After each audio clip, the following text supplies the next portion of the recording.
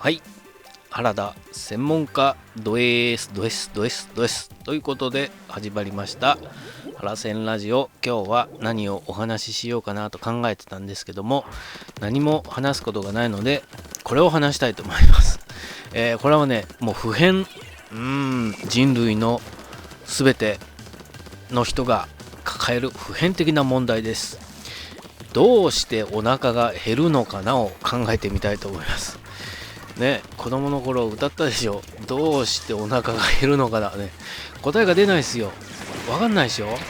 なんで腹が減るんだろうね。腹が減るから食べなくちゃいけない、ね、食べるためには稼がなくちゃいけない。そこがまずなんていうんですか、分岐点にもなりますよね。食べなくちゃいけないから稼がなくちゃいけないのか、稼がないと食べれないのか。自作自演じゃない、自家栽培でね、農業なんか刈りやなんかして自給自足ね、自作自演じゃない、自給自足ができれば別にお金を稼ぐ必要はない。しかしですよ、農業するにしても種を買ってこなくちゃいけない、肥料を買ってこなくちゃいけない、またまた農作器具ね、桑田鎌田なんだかんだ買わなくちゃいけない、狩りをするにしても、何ですか、罠を仕掛けるのか鉄砲なのか分かりませんけど、そういった道具を買う必要があるということは、やっぱり食べるためには稼がなくちゃいけない。しかしですよ、もうこの問題の根本的なところですわね。どうしてお腹が減るのかなですよ。ここが一番重要ですね。腹が減らなければ何も稼ぐ必要はありませんから、腹が減らないようにすればいいんじゃないかね。単純な話、もう問題は解決ですね。お腹が減らなければいい。じゃあどうすればお腹が減らなくなるのかね。これが人類の科学によってね解明されれば、問題がなくなるわけなんですけど、しかしね、やっぱりお腹が減るんですよ、人っていうのは。これね、僕昔考えたのは、植物って水と光でね光合成をして、成長するわけじゃないですか。だから葉緑体を人に移植して、緑色の人間になれば、お水と光でね、光は一応ね、白夜とかじゃない限りはあるじゃないですかね。北極圏とかそういった、極端にね日の当たらない地域に行かなければ日の光っていうのはふんだんにありますので、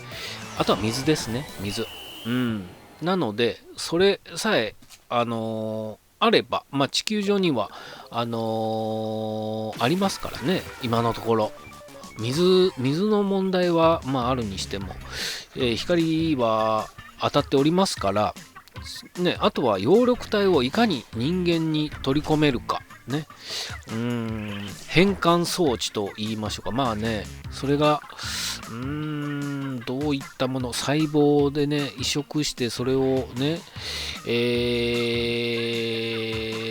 できるようになるね、光合成が人間でもできるようになるのかならないのかね、その辺の研究をねもっともっとすれば、この人類が一生抱えてついて回る食料問題も、解決するんじゃないかとは思うんですけどね。だから子供の頃からね、僕は葉緑体を人に埋め込むね、緑色の人間になってもいいから、それで食料問題が解決できるようになればいいなと思って、高校はね、農業高校に行ったんですよ。ただね、そういった研究はしてなかったですね、残念ながら。どこかでしているのかな、この葉緑体を人間に埋め込むというか、人間に流用できるような研究がされておればね、ちょっと後からググってみましょう。今からググるとね、ちょっと時間がかかっちゃいますからね。そういった問題を僕は常に、考えている。どうしてお腹が減るのかな。本当にね、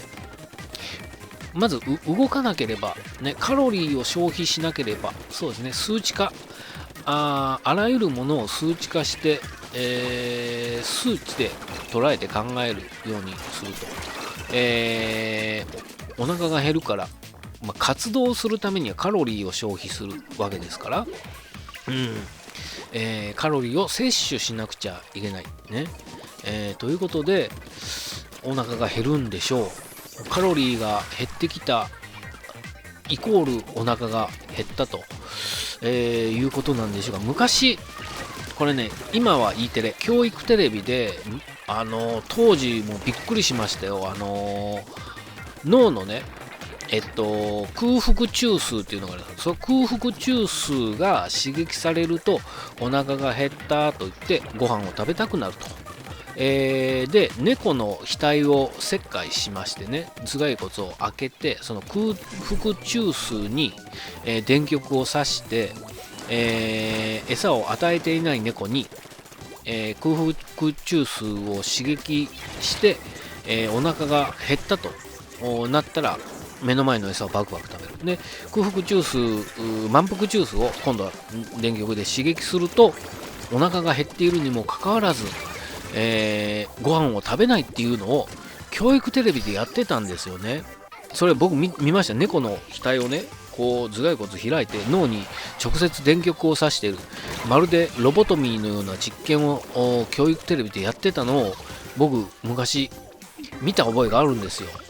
でこれね、さすがにね、このご時世動物虐待だとかね言われちゃうんで、さすがに放送はできないでしょうけども、 YouTube とかにもさすがにないでしょうね。当時あれを録画してたような人は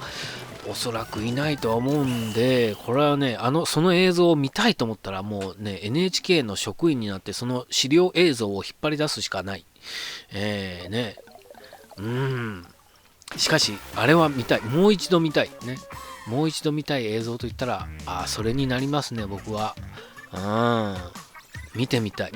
というか、もう一度本当に見たいね。本当にやってた。あれ、僕の夢とかじゃないですよ。やってましたから、猫の額に電極刺して、満腹中枢と空腹中枢に、それぞれ電極を刺して刺激をすると、お腹が空いているのにもかかわらず、ご飯を我慢できるみたいなやつやってましたからね。ということはですよ、人間の満腹中枢、空腹中枢にそれぞれ電極を仕込んでですね、こうお腹が減ったという感覚を失わせることはできる。しかし、実際はね、考えとしてはお腹は減っていないにもかかわらず、体の動力としてカロリーは不足しているわけですから、それはしまいに餓死してしまうわけですよね。だからそれでは問題は解決はできないわけですよ。ということはやっぱり、その中枢をね刺激したところで、感覚を麻痺させたところで、空腹が満たされるというわけではないということは、やっぱり葉緑体をこれ人間に移植するしかないね。人も光合成ができるようになれば、これいろんな問題が解決すると思いますよ。労働環境の問題であるとかね、貧富の差であるとか、食料問題もそうですし、水の問題はね、ちょっと他の問題が解決するからそっちに注視できるね、力を注げるということで、これも解決に向かうんじゃないですか。あとは日照問題ね、日が当たるかどうかの問題は、これはそうですね、避けては通れなくはなりますが、だから光の奪い合いがね始まりますよ。葉緑体を人に移植するとね、いかに効率のよくね、水も摂取できて、日の光も浴びれる場所の奪い合いになります。だから森林なんかを見るとね、まさに弱肉強食ですよ。だから早く成長するね、すくすく育つと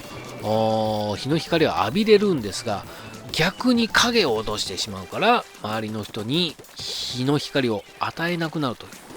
そういった問題がこう人間社会にも起こるのではないかとね。これは未来予想ですね。この問題はね、葉緑体が人間に移植できるかどうかによって、今後のこの人類の抱える問題が変わってきますよという、そういったお話でした。